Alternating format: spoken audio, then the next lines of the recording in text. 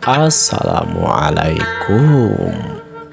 Bertemu lagi di channel ini bersama Kang Dagol. Kita lanjutkan dongeng Raka Sukma di episode ke-81. Di episode sebelumnya, Raka Sukma dan juga Ki Sanca sedang berada di balai desa yang sedang menunggu Ki Jakasuma untuk memberitahukan keberadaan Raka Sukma, sang pemilik pusaka sayap Garuda. Bagaimanakah kelanjutan ceritanya? Mangga kasadayana cara ketan.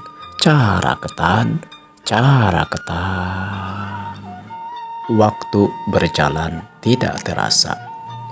Setelah Ki Picung dan juga Ki Balaga meninggalkan Raka Sukma dan Ki Sanca di balai desa tersebut.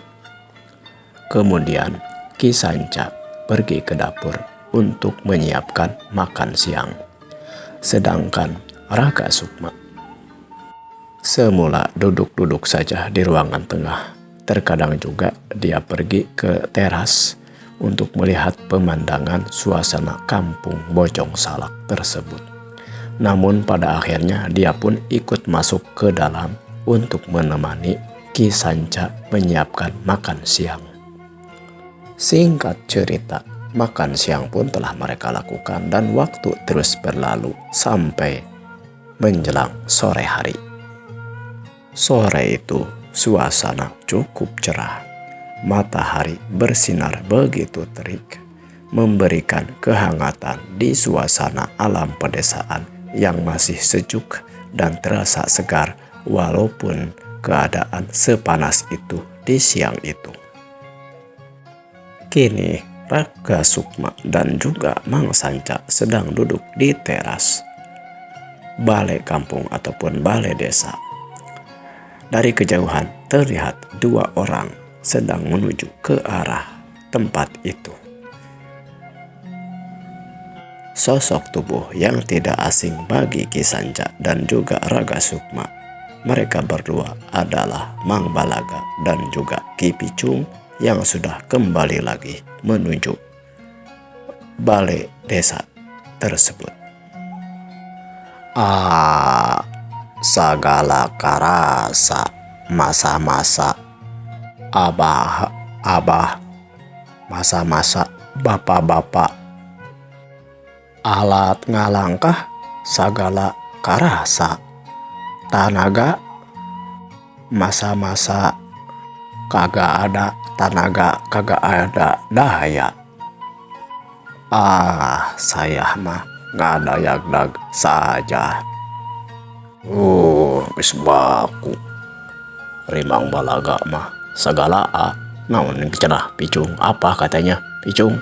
Saya mah ngerti itu. Semuanya kata-katanya jadi segalanya, segala rupa. Dari tadi itu dia berkata-kata saja segala Aduh, saya juga jadi bingung, jadi aral saya. Jadi kesal gitu, kesal. Iya, dia katanya segala karasa, alat ngalangkahnya, kakinya banyak karasa, mungkin dia sedang pegal-pegal. Kemudian katanya tanaga, sudah teh apa ya tadi teh? Iya, apa katanya tadi teh? Kagak ada daya ya, kagak ada tenaga katanya. Ya mungkin sudah capek dia. Yang terakhir itu saya mah hayang ngadayak-dag saja. Mau duduk mungkin yang ngadayak-dag kamu. Balaga. Gitu. Ini ada pesan buat kamu Balaga. Saya juga bisa dengan semua nih. Kalau masa kagak bisa, kagak bisa. Gak bisa tuh sama. Sudahlah, jangan macam-macam, jangan kata-kata segala lah. Jadi pusing buat kita semua. Bener Kak Picung? Naraga? Ya Ya itu juga yang saya bingungkan. Dia mah bingung jadinya, saya juga suka bingung. Apalagi saya suka kesel harus menerjemahkan kata-katanya. Aduh, padahal mah apalagi semalam juga itu Kang Jaka Suma sampai bertanya-tanya katanya segala kalau mau mengutus orang itu jangan Amang Balaga ini. Jadi susah mengartikannya. Oh, tapi kalau di masa-masa tertentu atau dalam keadaan genting ataupun sedang terdesak, ya sepertinya tidak boleh mengutus Kang Balaga. Bahasanya segala ya sudah sekarang mah. Sudah berlalu, biarlah berlalu. Kita harus menyesuaikan saja di masa-masa waktu-waktu tertentu. Jangan menggunakan Mang Balaga mah. Tapi terkadang saya juga suka suka tertarik gitu dengan bahasanya segala bisa ada aja. Udahlah, jangan ngebahas Balaga saja. Ini ngomong-ngomong, Jaka Suma apakah sudah kembali atau belum ini? Kalau hanya pergi ke Kadipaten Sunda Kalapa menemui Raden Tirta mah tidak akan selama ini. Paling juga tadi tengah hari harusnya sudah nyampe lagi. Apalagi juga ke Kang Jaladri juga. Kan tempatnya tidak jauh dari Raden Tirta. Jadi tidak akan memerlukan waktu yang lama. Kurang lebih ya sepertinya tengah hari pun sudah harus sampai lagi ke sini. Apakah ada sesuatu? Saya jadi khawatir. Bagaimana kamu, Sanca? Apakah kamu tidak berpikir ke sana? Ya kadang-kadang saya, bukan kadang-kadang. Memang saya juga lagi berpikir dari tadi juga. Seharusnya sih sudah, kalau lancar harus sudah sampai tadi. Paling tidaklah setelah sekitar siang hari lah. Ketika matahari tergelincir itu sudah nyampe lagi ke desa ini, ke kampung Bojong Salak ini. Tapi memang belum nampak-nampak dia kembali lagi. Jadi ya juga tidak khawatir. Kenapa ya? Atau gimana atau sekarang apakah ditunggu saja atau kita jemput atau tehangkeun ke sana? Susah, saya jadi khawatir juga kalau ditehangkeun ke sana. Mana ya? Tapi kalau kita ke pusat kota sekarang, ke Kadipaten, ini semalam siang ini kan lagi ada resepsi pernikahan itu si Putri si Putri dari Saudagar Putri dari Adipati yang kan dinikahkan sama itu dah kalau gak salah mah oleh Papati Bangla Nagara, anaknya Papati Bangla Nagara. Jadi pasti akan pesta besar. Konon katanya itu sekitar katanya mau 3 hari 3 malam atau sampai 7 hari 7 malam. Ini pesta besar. Bagaimana saja? Begini. Sabar dulu. Gini. Mau tidak mau kita itu di sini sedang nyamur ataupun sedang nyamar. Kita kan termasuk istilahnya ya harus demit, apa-apa itu harus demit. Tidak boleh terlihat mencurigakan oleh siapapun, apalagi bukan kelompokan kita. Walaupun sekampung ini adalah termasuk pasukan demitnya Raden Tirta. Kita tetap berkegiatan, kita tetap beraktivitas sebagaimana biasanya orang-orang kampung. Hanya saja tidak menutup kemungkinan kalau misalnya ada pasukan dari musuh yang mencurigai kita. Nah, itu dia. Apa yang harus kita lakukan, Sanca? Apakah kita diam saja di sini sampai musuh mendatangi kita, atau kita cari tahu dan terutama bisa mengetahui keberadaannya Jaka Suma ataupun Raden Tirta dan juga Ki Jaladri? Begini saja Picung. Kalau kita dari kampung Bojong Salak ini pergi ke pusat kota ataupun ke alun-alun Kadipaten Sunda Kalapa gitu.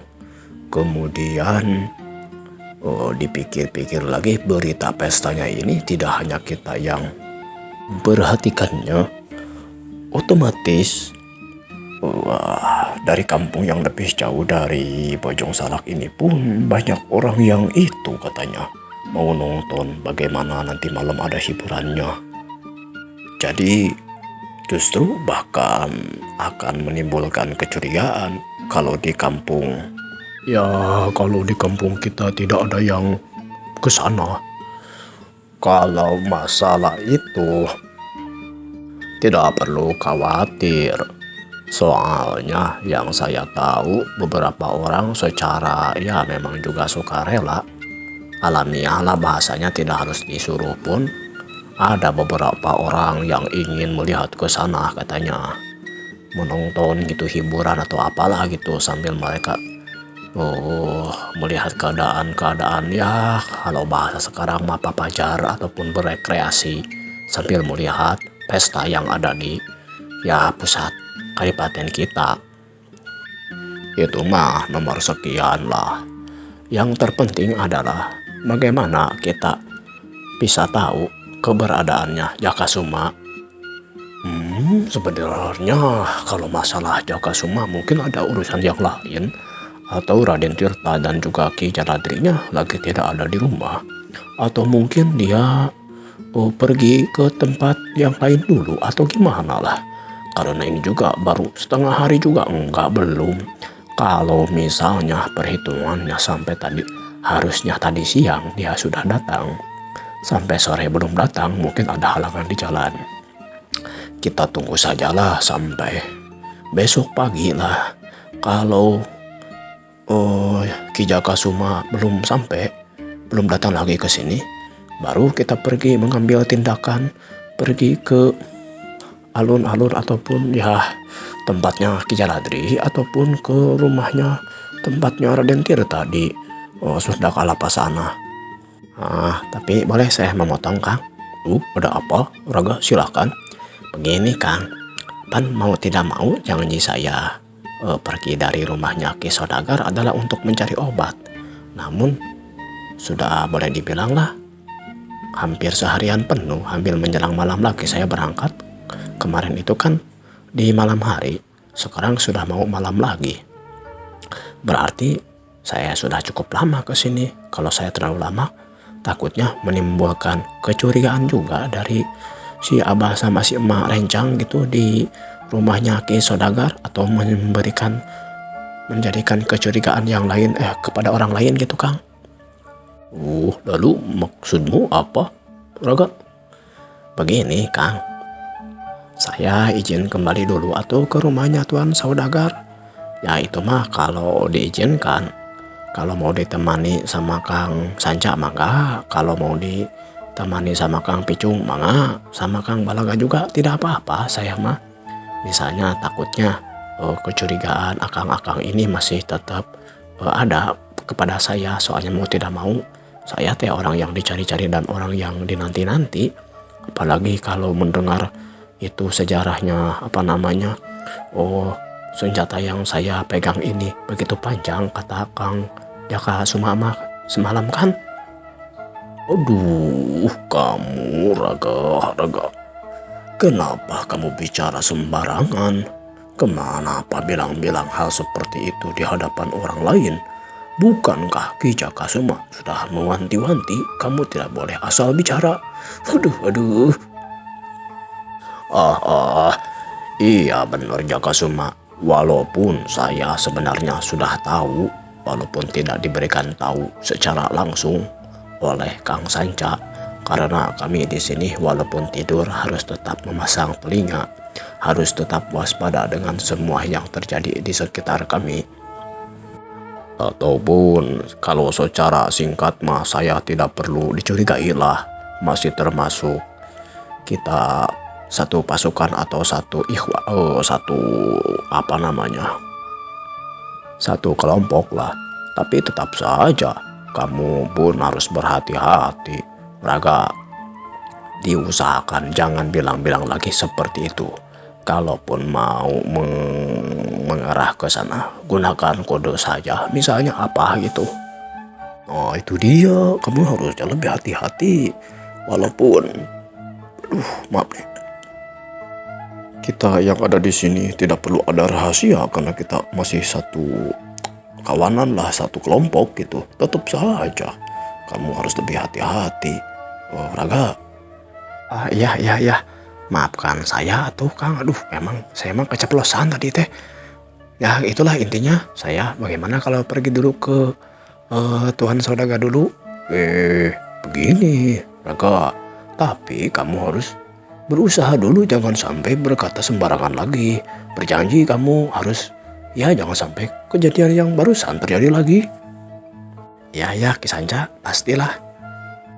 Saya akan berusaha untuk tidak melakukan hal yang seperti itu lagi sekuat tenaga, kecuali kepada palingan ya Kang Jakasuma merenan, Kang Sanca, dan ya Kang Picung. Itu pun kalau memang situasi dan kondisinya memungkinkan. Tadi saya bilang begitu juga karena saya berpikir kita mah bukan siapa-siapa, masih tetap dalam satu kelompok lah gitu Kang. Ya sudahlah, kalau memang gitu kita yang tadi mah kita anggap tidak terjadi aja. Kalau dibahas malah makin rumit, bakal makin terbuka nih bahasannya. Yang penting mah sekarang usulan tadi, si Raga bagaimana Sanca, apakah kita harus memikirkannya juga atau mau dilaksanakan atau tidak gitu, singkatnya lah. Kalau melihat situasinya sih memang perlu dicoba juga. Pertama, menghindari kecurigaan dari siapa tadi, Abah Rencang dan si Nini Rencang gitu ya, ataupun pihaknya keluarganya Saudagar di kota gitu. Ataupun ya sekalian juga ini kalau kita ke sana pun tidak akan ada yang mencurigai karena orang-orang pun banyak yang menuju ke pusat kota. Tapi mau tidak mau di sini tetap harus ada yang menunggu. Picung, kamu sama si Balaga mah jangan ini ya, jangan ikut, jangan pergi. Tunggu di sini aja, takutnya Jakasuma juga datang ke sini. Kemudian nanti kalaupun saya dan Raga ke sana gitu ya, kurang lebih lah sekitar pagi hari dari sana kita akan kembali lagi ke sini. Kalaupun tidak bersama Raga, biarinlah saya sendiri ke sini. Karena mungkin Raga bisa saja langsung tinggal lagi di rumahnya Ki Saudagar. Gimana kalau begitu? Nah gitu Kang, maksud saya juga supaya seolah-olah tidak menimbulkan kecurigaan lah bagi orang banyak, terutama orang rumah yang di rumahnya Tuan Saudagar gitu Kang. Oh ya kalau begitu mah bisa dipahami lah. Bagaimana kamu Sanja, memikirkan kamu, apakah kamu setuju kamu tinggal di sini dulu nih bersama si Balaga? Ya kalau saya mah setuju saja, tidak apa-apa lah bersama si Balaga juga lah. Saya juga jadi banyak A-nya ini ngomongnya. Tapi bagaimana kalau si Kucai datang lagi ke sini? Kalau si Kucai mah sudah kamu aja yang menyampaikannya. Dia mah tidak tahu apa-apa juga. Kalaupun itu nanti bisa kamu ajak di sini. Kan janjinya Kang Jakasuma mah ada kerjaan katanya dengan si Kucai ini. Ya suruh jaga dulu ini aja balai desa karena orang-orangnya banyak pergi ke kota gitu, melihat ada pesta di kota gitu. Gimana? Benar juga ya, biarlah nanti saya yang menyampaikan lah ke si Kucai mah. Dia mah orang biasa saja lah. Tidak perlu dikhawatirkan, tapi ya perlu kita perlu jaga-jaga juga walaupun dia masih dalam ya kawanan kita lah, seolah-olah seperti itulah. Ya sudah kalau begitu mah cukuplah untuk kita bermusyawarahnya lah. Tapi kapan kita mau berangkat ini Raga? Saya juga gini Kang, kalau sekarang mah mungkin lebih siang ya, agak masih siang gitu.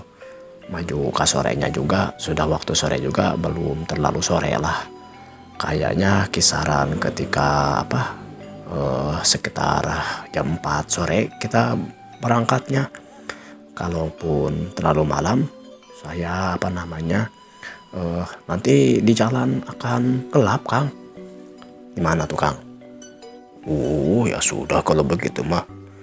Gimana kamu aja lah. Tapi nanti di sana saya ngakunya sebagai siapa? Kan istilahnya saya belum ada yang mengenal di sana, terutama di rumahnya Ki Saudagar itu. Kalau mengaku saudara kamu, kan kamu di sini katanya tidak bukan siapa, tidak punya saudara di sini di daerah Sunda Kelapa mah. Gimana ayo? Gampang, Kang. Bilang aja Akang. Ya, seperti di sini aja.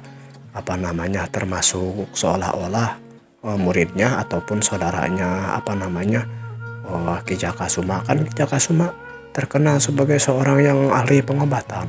Jadi karena saya pulang ke sini dan tidak ada teman dan belum berani, jadi diantar sama Akang. Gimana tuh, Kang? Oh iya, bisa.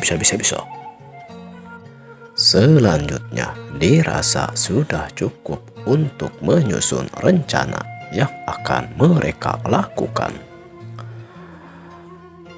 Ki Sanca, Raga Sukma, Ki Picung, dan juga Mang Balaga akhirnya melanjutkan obrolannya sambil menepis rasa jenuh dan kesal karena selama itu mereka masih menunggu Ki Jakasuma yang belum datang kembali dari pergi meninggalkan tempat itu. Singkat cerita, sampai menjelang sore hari pun ternyata Jakasuma belum juga datang.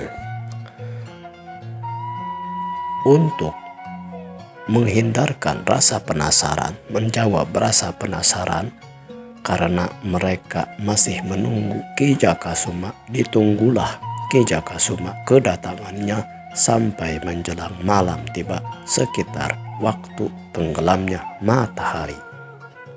Walaupun rencana semula mereka akan berangkat di sore hari karena memang masih ingin menunggu kedatangannya Ki Jakasuma, mereka kemudian akan pergi setelah matahari terbenam. Walaupun gelap, mereka pikir masih bisa cukup penerangan dengan menggunakan obor. Ditambah lagi memang malam itu sepertinya tidak akan turun hujan. Singkat cerita, setelah kira-kira 2 jam perjalanan, akhirnya Ki Sanca dan Raga Sukma kembalilah ke rumahnya Tuan Saudagar. Di keramangan malam terlihatlah 2 sosok yang sedang berjalan menuju kota Sunda Kelapa. Tentu saja mereka berdua adalah Raga Sukma dan Ki Sanca. Ketika mencapai kota pun suasana kota yang biasanya tidak seramai itu memang terlihat banyak orang yang lalu lalang. Walaupun pusat pesta adalah di kediamannya Tuan Adipati, namun karena yang memang jaraknya tidak terlalu jauh, keramaian orang yang ingin menyaksikan pesta itu pun sudah terasa. Walaupun di rumahnya, di sekitaran perkampungan rumahnya Ki Saudagar. Masuklah Raga Sukma dan juga Ki Sanca ke halaman rumahnya Tuan Saudagar. Di halaman rumah, sebelum memasuki pagar, terlihatlah 2 orang yang sedang berjaga di pos ataupun tempat penjagaan di sebelah depan. Terlihat 2 sosok itu orang yang tidak asing lagi bagi Raga Sukma. Mereka adalah Ki Mangkalong dan Mas Naryo Tea. Sampurasun, Kang. Kang Kalong, Mas Naryo, ini Raga nih, boleh saya masuk?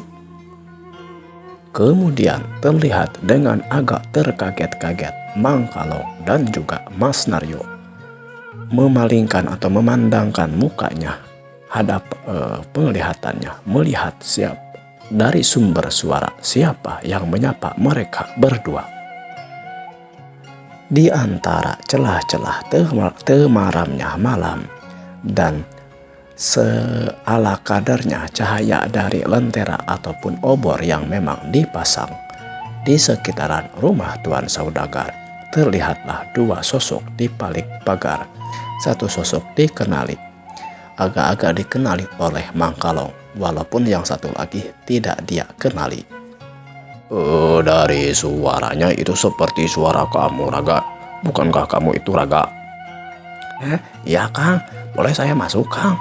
Ini saya kemalaman, maaf ini. Soalnya menunggu dulu itu si bapak yang mau mengobati Tuan Saudagar. Sudah, jangan bicara dulu. Yang itu masuk dulu. Nanti ceritanya di dalam aja. Ini siapa ini? Kata Mang Kalong kepada Raga Sukma menanyakan Mang Sanca. Oh, ini Mang Sanca katanya sambil mengantar saya mau nonton pesta di Kadipatenan. Oh, memangnya bertemu dia di mana? Saya harus jaga-jaga ini, mohon maaf nih ya Kang ya, karena saya bertugas untuk menjaga keamanan di tempat ini. Wah, ini boleh dibilang temannya ataupun apa namanya ya, saudaranya ataupun muridnya gitu dari yang mau mengobati Tuan Saudagar. Cuman beliaunya lagi tidak ada dan juga katanya memang ingin melihat ke sini jadi sambil mengantar. Jadi mengantar saya sekalian mau nonton pesta juga katanya di ke Kadipatenan. Oh, Bang Sanca, saya juga beberapa kali pernah bertemu dengan dia. Ya udah tuh masuk dulu aja, silakan. Mas Naryo, ke dalam atuh.